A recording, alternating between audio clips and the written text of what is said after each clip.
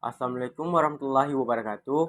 Dengan saya Emiran Saputra dari unit 1 semester 2. Nah, jadi saya akan membahas tentang usia emas, lega dan dilema. Perspektif baru tentang penuaan modern. Nah, kita langsung intinya. Usia emas itu biasanya merujuk pada masa penting dalam kehidupan, khususnya pada rentang usia dari bayi sampai umur 5 tahun. Pada periode ini, pertumbuhan dan perkembangan anak-anak sangat signifikan dan berpengaruh pada tahap perkembangan selanjutnya.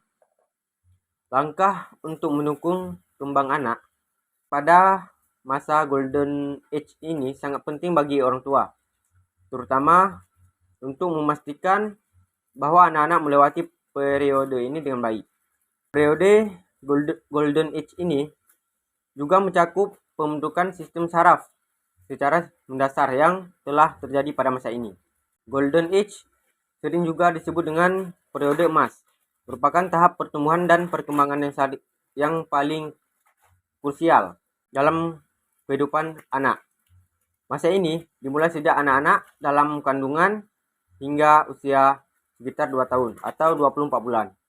Meskipun ada definisi yang juga memperluas Golden Age ini sehingga anak mencapai masa usia 5 tahun. Pentingnya memahami masa Golden Age ini karena pada periode ini otak dan fisik anak mengalami pertumbuhan maksimal, sehingga pengetahuan tentang masa ini dan hal-hal yang perlu diperhatikan sangat penting bagi orang tua, pengajar, atau pengasuh. Nah, yang kedua, lega dan dilema. Dalam konteks penuaan modern, terdapat beberapa tantangan dan dilema yang dihadapi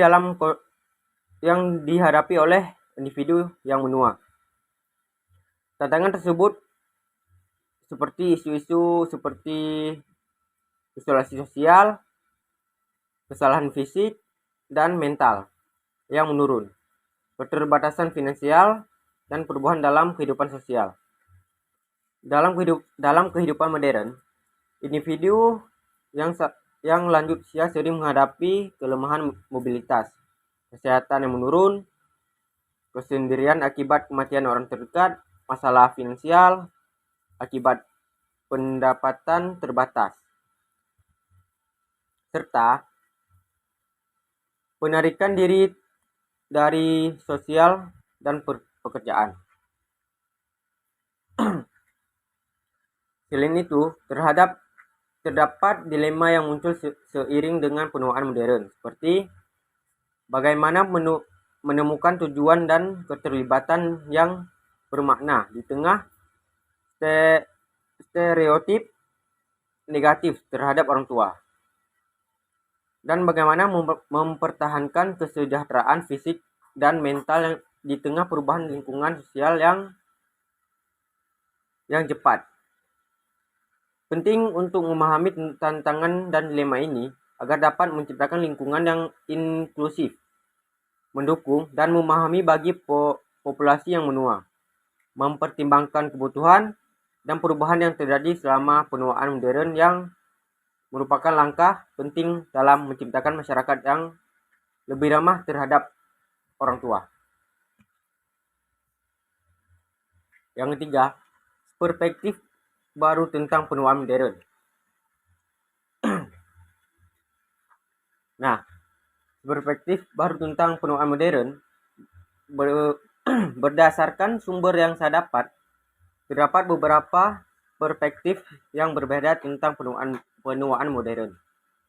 Salah satunya adalah pandangan dan mengenali penuaan sebagai faktor resiko, diskriminasi, dan mendorong penekanan pada penuaan dalam pelatihan psikolog.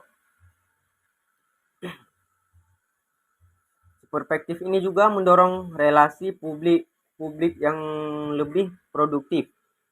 Pendekatan lain melibatkan konsep resilience atau ketahanan sebagai landasan baru dalam memahami penuaan. Ketahanan di sini dianggap sebagai kekuatan yang dapat mentransformasikan proses penuaan. Selain itu, ada penelitian yang menyoroti perspektif orang dewasa tentang penuaan yang baik, meningkatkan gaya hidup sehat, aktif, dan berpartisipasi dalam kegiatan sosial dan relasi. Kebiasaan makan sehat, memiliki tujuan hidup, dan terlibat secara intelektual dianggap sebagai faktor kontribusi untuk penuaan yang lebih baik. Perspektif ini menunjukkan bahwa penuaan modern tidak hanya dipandang sebagai penurunan kualitas hidup, tapi juga sebagai kesempatan untuk memperoleh kebijaksanaan, peningkatan kualitas hidup, dan mengubah cara pandang terhadap proses penuaan. Dan sampai sini saja yang saya sampaikan. Saya akhiri dengan wassalamualaikum warahmatullahi wabarakatuh.